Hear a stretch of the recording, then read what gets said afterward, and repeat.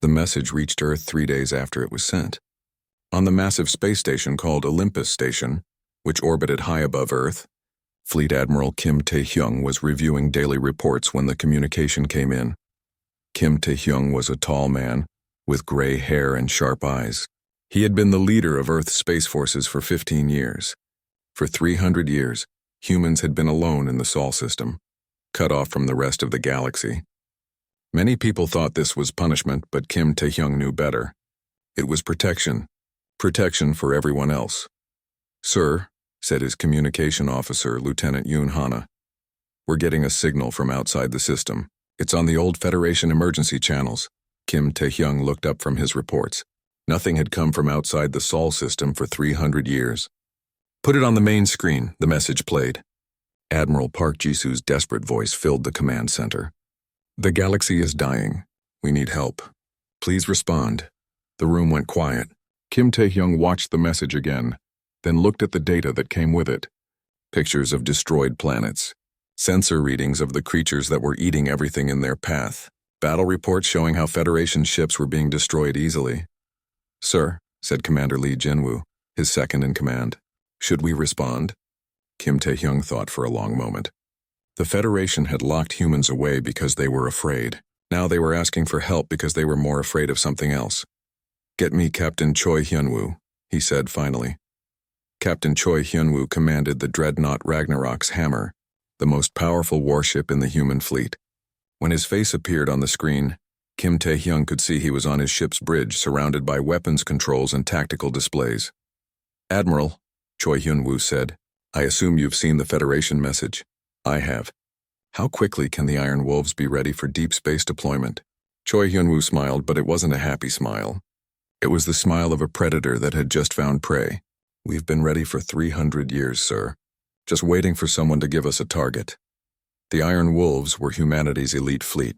12 ships, each one designed for total war. While the Federation had spent centuries building ships for exploration and peace, humans had spent that time building ships for destruction.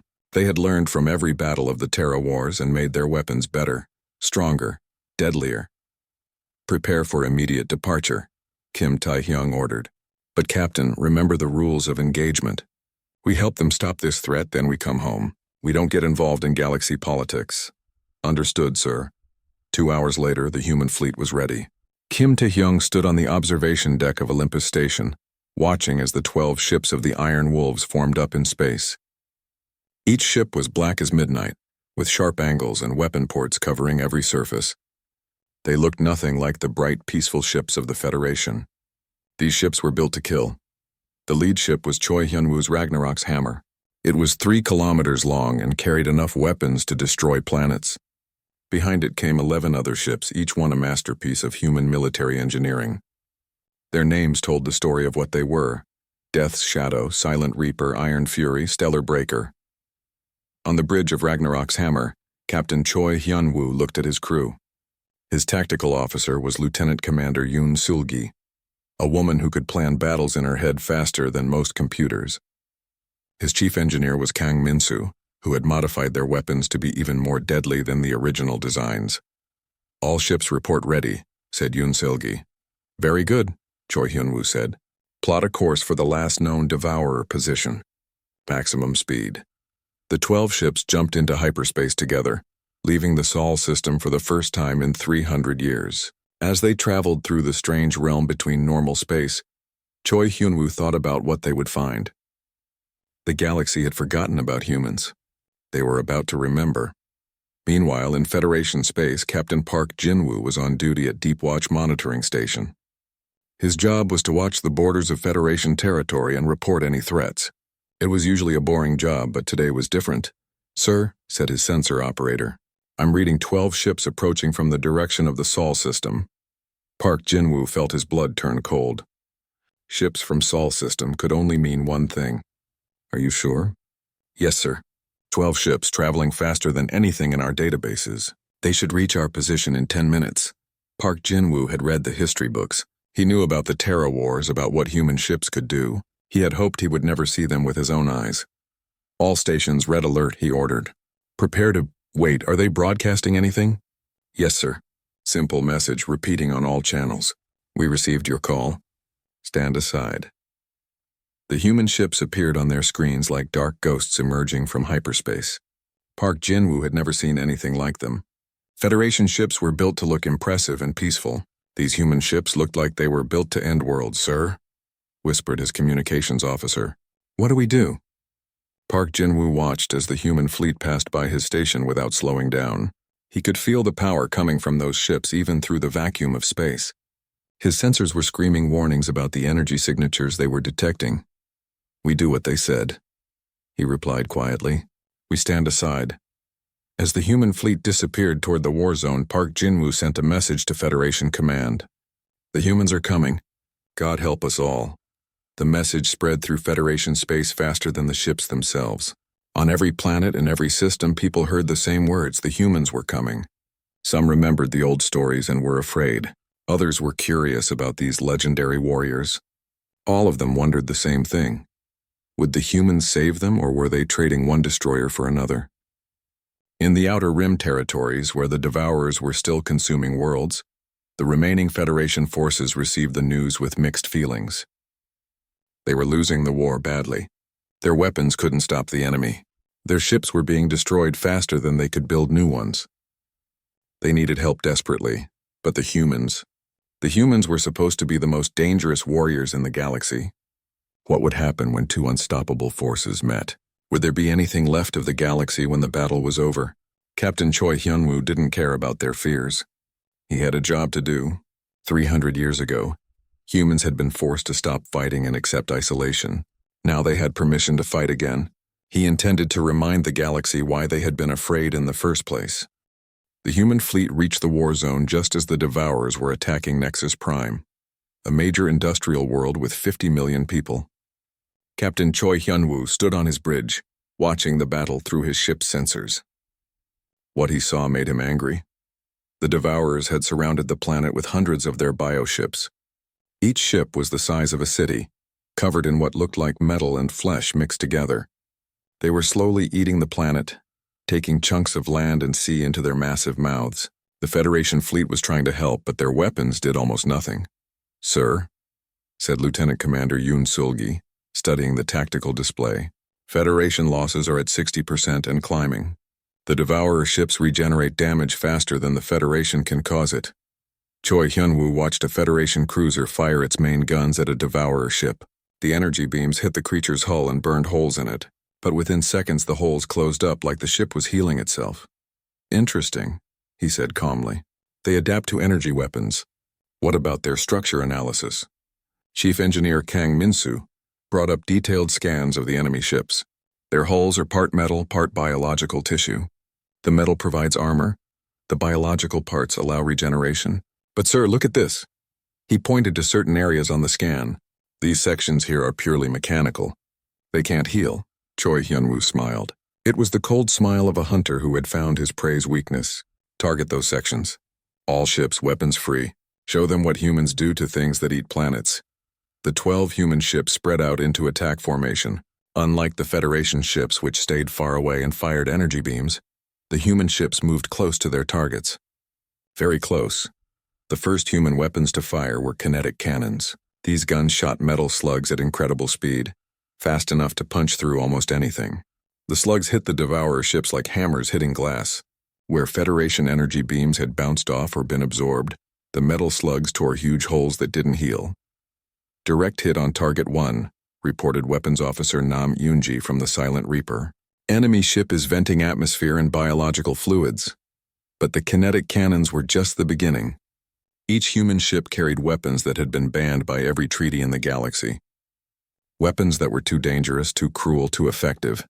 Captain Lee Soo-young, commanding the hunter-killer ship Death's Shadow, fired quantum torpedoes. These weapons didn't just explode when they hit their target. They passed through the enemy's shields and armor, then exploded inside the ship. The results were devastating. Target 2 is breaking apart, she reported. Internal explosions across all sections. The Devourers quickly realized they were facing something new, something dangerous. They turned away from the planet and focused all their attention on the human ships. Hundreds of bioships swarmed toward the small human fleet. This was exactly what Choi Hyun-woo wanted. All ships, Defensive Pattern 7, he ordered. Let them come to us. The human ships formed a tight formation, each one covering the others. When the Devourer ships got close, the humans revealed more of their weapons. Energy cannons that burned through biological tissue like acid. Missile swarms that sought out the mechanical parts of enemy ships and destroyed them. And strangest of all, weapons that seemed to make the Devourer ships simply stop working. Commander Shin Ariam was watching the battle from her Federation observation ship, the Peaceful Dawn. She couldn't believe what she was seeing. 12 human ships were fighting hundreds of Devourer vessels and winning. How are they doing this? She asked her tactical officer. I don't know, sir. They're weapons. They're like nothing in our database. Some of them seem to affect matter at the atomic level. Those were the stellar breakers, humanity's most feared weapons. They didn't just destroy enemy ships. They made the very atoms that formed the ships come apart. A single stellar breaker could reduce a mountain-sized Devourer ship to cosmic dust in seconds. Captain Lim Dong-yun commanded the stealth frigate Silent Reaper. His ship was smaller than the others, but it had special abilities. It could become invisible to most sensors and move through space without being detected. While the other ships fought the main battle, he slipped behind enemy lines. I'm reading something strange, he reported to Choi Hyun-woo. The Devourer ships aren't just random. They're coordinated. There's something controlling them. Can you find the source? Working on it, sir. Lim Dong-yun's ship moved deeper into Devourer territory, past ships that were too busy fighting to notice him. He used advanced sensors to scan for command signals. What he found made him cold with fear. Captain Choi, he called urgently. The Devourers aren't the main threat. They're scouts. Something bigger is coming, much bigger. While the battle raged around Nexus Prime, more human ships were arriving. Fleet Admiral Kim Tae-hyung had decided to send reinforcements. 50 more human warships dropped out of hyperspace, each one as deadly as the original 12. The new arrivals included ships with names that made even humans nervous. Stellar Hammer, Worldbreaker, Extinction's Edge. These were the heavy assault ships, designed for destroying entire fleets or even planets if necessary. Captain Oh Min-jae commanded the massive battleship Humanity's Answer. His ship was so large it had its own gravity field, so heavily armed it could fight solar systems. When it arrived at Nexus Prime, every sensor in the area screamed warnings about the energy it was generating. Admiral Kim sends his regards. Oh Min-jae broadcast to Choi Hyun-woo. He thought you might need some backup. The Federation forces watched in amazement as the human reinforcements joined the battle. The Devourers, who had seemed unstoppable before, were now being systematically destroyed. Their bioships were torn apart by weapons that seemed to come from nightmares. But Choi Hyun-woo wasn't satisfied with just winning the battle. He wanted to send a message to whatever was controlling the Devourers. All ships, target the Planet Killer, he ordered. The Planet Killer was the largest Devourer ship, the one that had been eating Nexus Prime. It was 20 kilometers long and covered in thousands of feeding tubes that were draining the planet's resources. Every human ship fired at once. Kinetic rounds, quantum torpedoes, energy beams, stellar breakers, and weapons that Federation scientists didn't even have names for. The combined firepower was like a small star exploding. The Planet Killer tried to defend itself, but it was too late. The human weapons tore through its hull, destroyed its biological systems, and shattered its mechanical parts. In less than a minute, the massive ship was nothing but expanding debris. The remaining Devourer ships tried to retreat, but the humans weren't finished. They pursued the fleeing enemies, hunting them down one by one. By the time the battle was over, every single Devourer ship was destroyed. Commander Shin Ariam looked at her battle report and couldn't believe the numbers. In 2 hours, 62 human ships had destroyed over 300 Devourer vessels without losing a single ship of their own. The Federation had been fighting these creatures for months and losing badly. The humans had ended the threat in one afternoon. Sir, said her communications officer, the humans are sending a message. Choi Hyun-woo's face appeared on the screen. He looked calm, as if he had just finished a training exercise instead of the most important battle of the war. Federation forces. This system is secure. We're moving to the next Devourer position. Stay out of our way. As the human fleet jumped back into hyperspace, Commander Shin Ariam wondered what she had just witnessed. The humans hadn't just won a battle. They had demonstrated that they were still the most dangerous military force in the galaxy. But the scariest part wasn't their weapons or their tactics. It was how easily they had done it, like they were just getting started. Captain Lee Minho stood on the bridge of his ship, watching the stars through the big window. His ship was called the Harmony's Edge, and it was one of the best ships in the Galaxy Federation. The Galaxy Federation was a group of many different alien races who worked together to keep peace in space. Minho had been a captain for 10 years. He was good at his job and his crew trusted him. Today should have been a normal patrol mission near the edge of known space. But something was wrong, very wrong.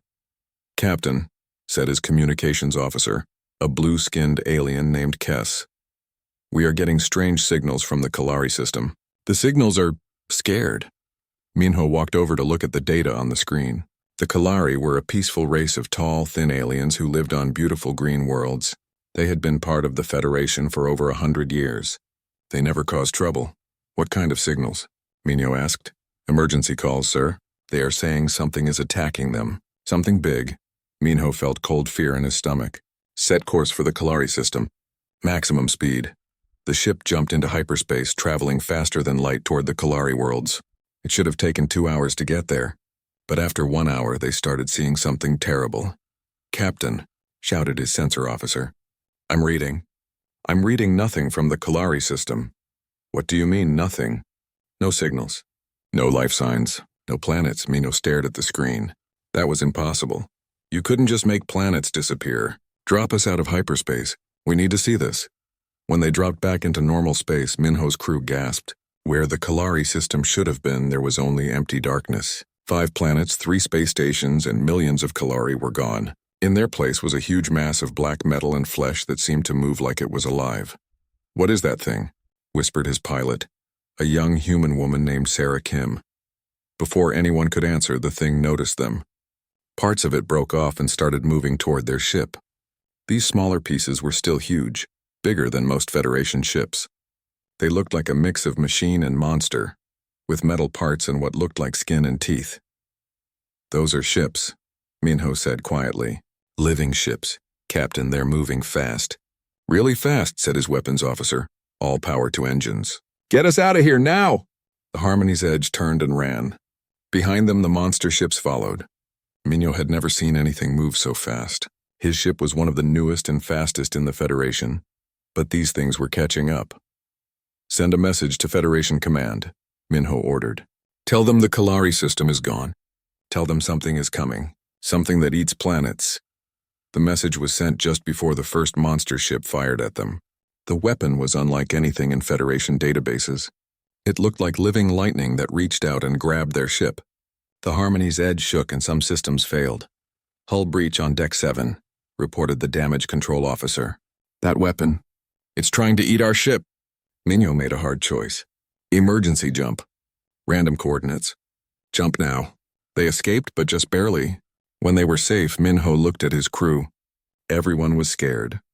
In all his years as a captain, he had never seen anything like this. The message reached Federation headquarters on the planet Centris 3 days later.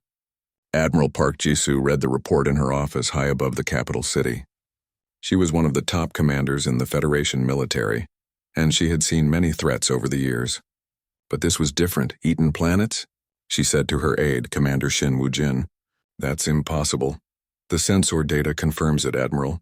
Whatever these things are, they completely consumed the Kalari system. Every planet, every moon, every asteroid, all gone." More reports came in over the next few days. The Vikani colonies went dark, then the mining worlds of Sector 7, then the research station at Deep Space 9. Each time the same thing happened. The monster ships would arrive, consume everything, and move on. They were getting bigger and stronger with each attack. The Federation Council met in emergency session. Representatives from dozens of alien races argued about what to do. Some wanted to fight. Others wanted to run. None of them had weapons strong enough to stop these creatures. "We need to evacuate everyone from the outer rim," said the Talon representative. The Talons were a very old and wise race. "Pull back to the core worlds and build defenses." "With what?" asked the Zephyrian delegate. "Our weapons barely scratch their hulls. They regenerate faster than we can damage them." Admiral Park Jisoo listened to the arguments for hours. Nothing they said would work. The Federation had been peaceful for so long that their weapons were designed more for keeping order than for real war. These creatures, these devourers as the reports were calling them, were built for nothing but destruction. She thought about the old files in the restricted archives, files about a race that had been locked away from the galaxy 300 years ago, a race so good at war that other species had voted to quarantine their entire solar system. "There is one option," she said quietly. The council chamber fell silent. All eyes turned to her. "The humans," she continued. "We could ask the humans for help." The reaction was immediate. Half the council started shouting. The other half looked terrified. "The humans are quarantined for good reason," said the Altarian representative. "They are too dangerous. They nearly destroyed half the galaxy in the Terra Wars," added another voice. Admiral Park Jisoo stood up. "And they won every battle they fought. The only reason we stopped them was because they chose to stop. They accepted quarantine rather than continue fighting." "That was 300 years ago," said Commander Shin Woojin quietly. "What if they've gotten worse?" Admiral Park Jisoo looked out at the stars through the council chamber's great window. Somewhere out there, the devourers were consuming another world, growing stronger, moving closer to the core systems. "Then maybe," she said, "that's exactly what we need." The vote was close, very close. In the end, fear of the devourers won over fear of the humans. The council authorized Admiral Park Jisoo to send a message to the Sol system, to Earth asking for help. As she prepared the message, Admiral Park Jisoo wondered if she was saving the galaxy or dooming it. The humans had been silent for 3 centuries. What had they been doing all this time? What had they become? The message was sent on all frequencies, including the old military channels that led to the quarantined Sol system. It was simple and desperate. "The galaxy is dying. We need help. Please respond." Now all they could do was wait and hope that when the humans answered, they would be coming as friends and not as conquerors. News of the human victory at Nexus Prime spread across the galaxy faster than light itself. On every Federation world, people watched the battle recordings with amazement and growing fear. The humans had destroyed in hours what the Federation couldn't stop in months. But the way they had done it made everyone remember why humans had been locked away in the first place. Admiral Park Jisoo stood in the Federation war room, looking at tactical displays that showed the Devourer invasion routes. Red marks showed systems that had been consumed. Yellow marks showed systems under attack. But now, for the first time in months, some marks were turning green. Systems where the humans had been. "Report," she said to her intelligence officer, Commander Shin Woojin. "The humans have engaged Devourer forces in 12 systems," he said. 12 victories. 0 human losses. But Admiral, their methods... He brought up a recording from the battle at the Vega colonies. Park Jisoo watched as human ships hunted down fleeing Devourer vessels with systematic precision. The humans didn't just defeat their enemies. They completely destroyed them, making sure nothing could escape or regenerate. "They're not just fighting," she said quietly. "They're exterminating." In space, the human fleet was moving from system to system like a plague of destruction. But they weren't destroying randomly. Captain Choi Hyunwoo had realized something important about the Devourers. They weren't just attacking planets for food. They were following a pattern. "Show me the invasion routes again," he said to Lieutenant Commander Yoon Sulgi. She brought up a map of the galaxy on the main screen. The Devourer attacks were marked in red, creating lines that pointed toward the center of the galaxy, toward the most populated systems, toward the Federation capital. "They're not random raiders," Yoon Sulgi said. "They're scouts clearing a path for something bigger." Choi Hyunwoo nodded. "And we're going to find out what." He ordered his fleet to follow the Devourer supply lines deeper into unknown space. What they found there made even the hardened human warriors pause. Massive space stations, each one the size of a moon, were building new Devourer ships. But these weren't just construction facilities. They were processing centers, breaking down the matter from consumed planets and turning it into more bioships. Captain Lim Dongyun's stealth ship, Silent Reaper, moved closer to one of the stations. His sensors detected something terrible. Millions of life signs inside the station. Not Devourers, but other species. The creatures they had thought were just mindless destroyers were actually keeping prisoners. "Captain," he reported to Choi Hyunwoo, "the stations are full of captives. Hundreds of different species. They're being used as raw material. This changed everything. The humans had come to stop an invasion. Now they discovered they were fighting to prevent genocide on a scale never seen before. Fleet Admiral Kim Tae-hyung received the report on Olympus Station. He stood looking out at Earth, thinking about what his ships had found. The Devourers weren't just conquering the galaxy. They were preparing to consume every living thing in it. "Sir," said Commander Lee Jinwoo, "the Federation is requesting more assistance.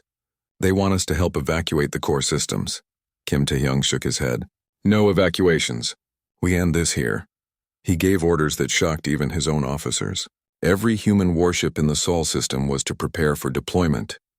Not just the military vessels, but the experimental ships, the prototype weapons, the projects that were so dangerous they had never been tested in real combat. The ship that emerged from Earth's hidden shipyards was called Humanity's Wrath.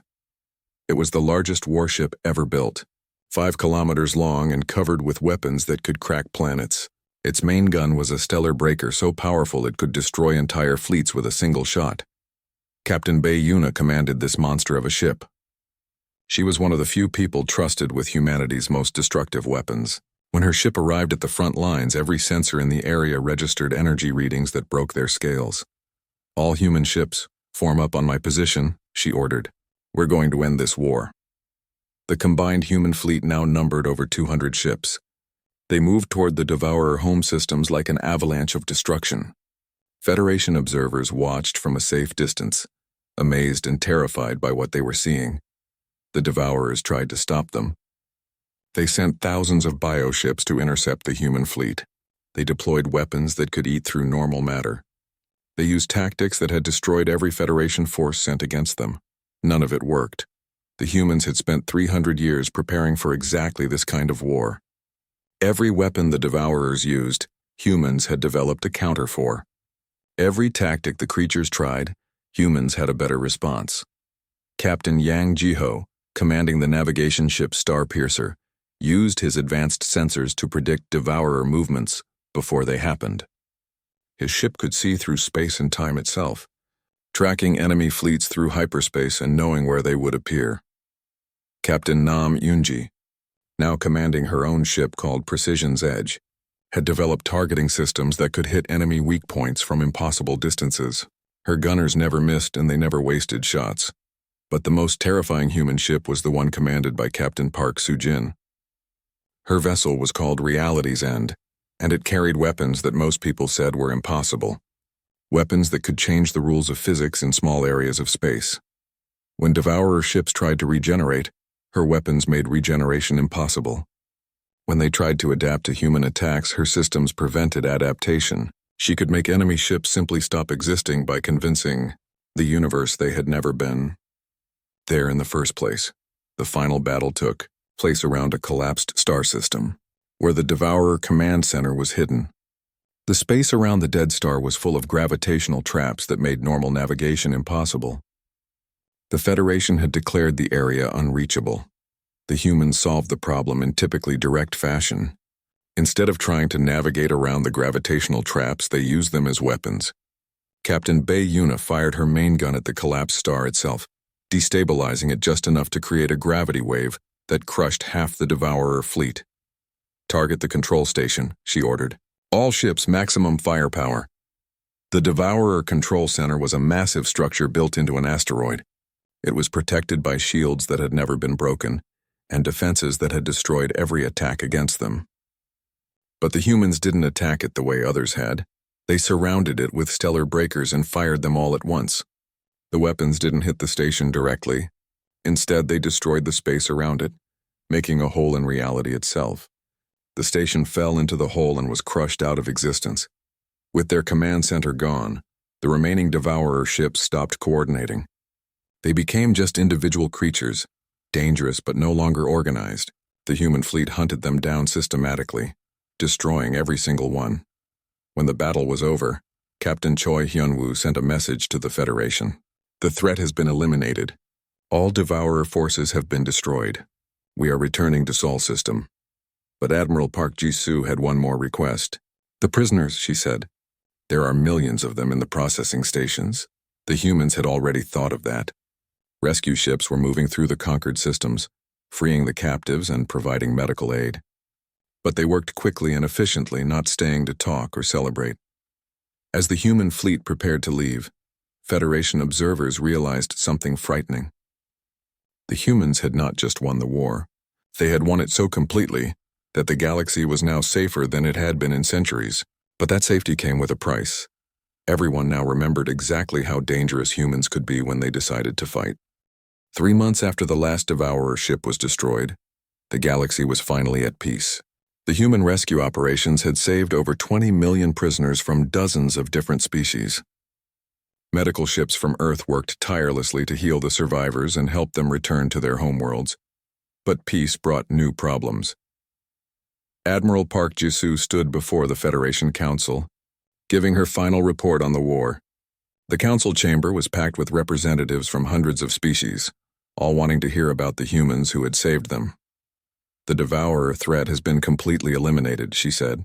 Every ship destroyed, every command center eliminated, every processing station dismantled. The galaxy is safe. The Altarian representative raised his hand. What about the humans? When will they return to their quarantine?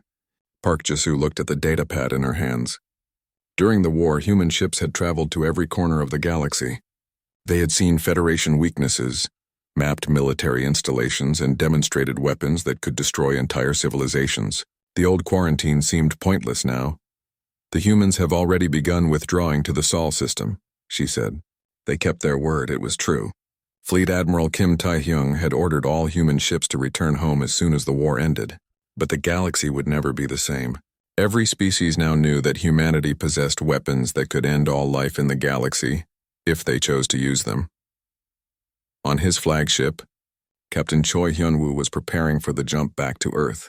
His ship, Ragnarok's Hammer, had become famous across the galaxy. Songs were being written about it, and holovids were being made about its battles. But Choi Hyun-woo didn't care about fame. "Sir," said Lieutenant Commander Yoon Sil-gi, "we're receiving hundreds of messages from Federation worlds. They want to thank us. Acknowledge them but don't respond," Choi Hyun-woo said. "We did our job. Now we go home." His crew understood. They were soldiers, not diplomats. They had answered a call for help, eliminated the threat, and now their mission was complete. But as they prepared to leave, Yoon Sil-gi brought up something that worried her. "Sir, what if something like this happens again? The Federation forces still can't handle threats like the Devourers." Choi Hyun-woo thought about this. During the war, he had seen how weak the Federation military had become. They were designed for peacekeeping, not real war. If another serious threat emerged, they would be helpless again. "That's not our problem," he said finally. "We're not the galaxy's police force." But some humans disagreed with this policy. Captain Bae Yuna, commander of Humanity's Wrath, had spent months working with Federation rescue teams.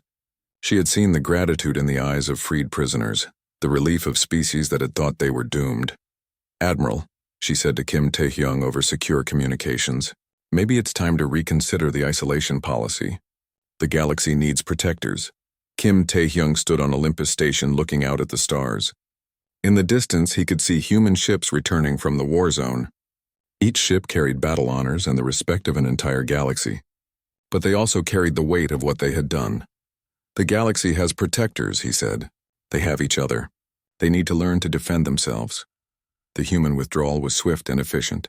Within a week, every human ship had left Federation space and returned to the Sol system. The only signs they had ever been there were the destroyed Devourer ships floating in space, and the millions of lives they had saved. But the humans left behind more than just grateful survivors. They left behind fear. Commander Shin Ariam, who had watched the first human battle at Nexus Prime, was now studying the tactical recordings for the Federation War College. What she found in those recordings kept her awake at night. The humans had won every battle, but they had done it with frightening ease. They had weapons and tactics that were centuries ahead of anything the Federation possessed. Worse, the recordings suggested that the humans had been holding back during the war. They could have been even more destructive if they had wanted to be. "How do we defend against them?" asked one of her students, a young Talon officer. "We don't," Shin Ariam said honestly. "We hope we never have to." The question of human power was being debated on every Federation world. Some species wanted to build better weapons to match human capabilities. Others wanted to improve diplomatic relations so humans would never become enemies. A few suggested that the quarantine should be made permanent and stronger. But one species had a different idea. The Zephyrians were master traders and negotiators. They had survived for thousands of years by making deals and finding profitable arrangements.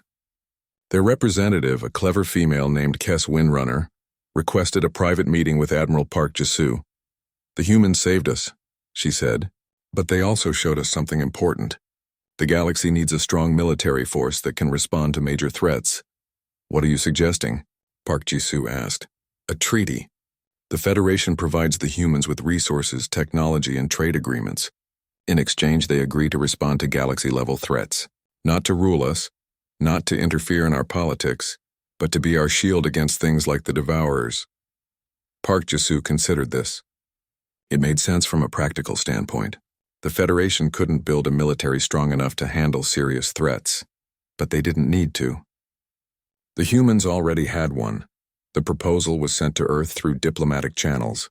Fleet Admiral Kim Tae-hyung read it in his office aboard Olympus Station. The offer was generous: advanced Federation technology, exclusive trading rights, and a formal alliance. All in exchange for a promise to help if something like the Devourers ever threatened the galaxy again. "What do you think?" he asked Commander Lee Jinwoo. "It's not really about what we want," Lee Jinwoo said. "It's about what's right. The galaxy needs protectors, and we're the only ones who can do the job." Kim Tae-hyung made his decision. The response he sent back to the Federation was short and direct. "We accept the treaty. But understand this. We will respond to genuine threats to galactic security. We will not be your army. We will not fight your wars. And if you ever betray this trust, the consequences will be severe."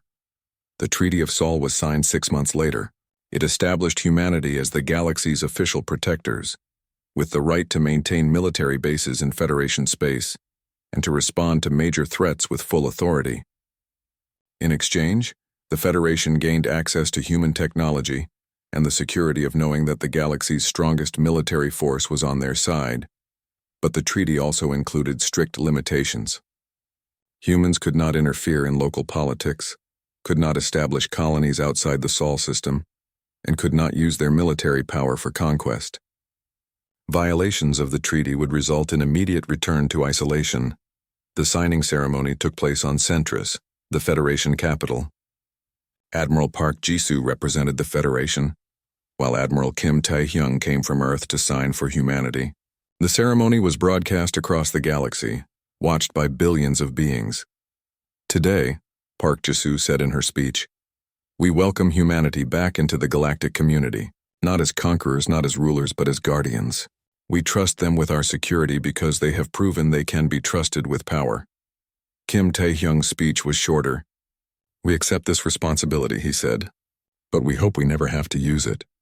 Peace is always better than war, even when you're very good at war." As the human delegation returned to Earth, the galaxy settled into a new kind of peace. It was a peace protected by the knowledge that somewhere in the Sol system, humanity's deadliest warships waited in the darkness, ready to answer any call that might resound across worlds. The humans had proven they could destroy any threat to the galaxy. Now they had to prove they could resist the temptation to become a threat themselves. Only time would tell if the galaxy had gained protectors or simply traded one destroyer for another. But for now, the stars were quiet, and beings across the galaxy slept peacefully, knowing that if anything came for them in the darkness, Earth's deadliest warships would be ready to answer the call.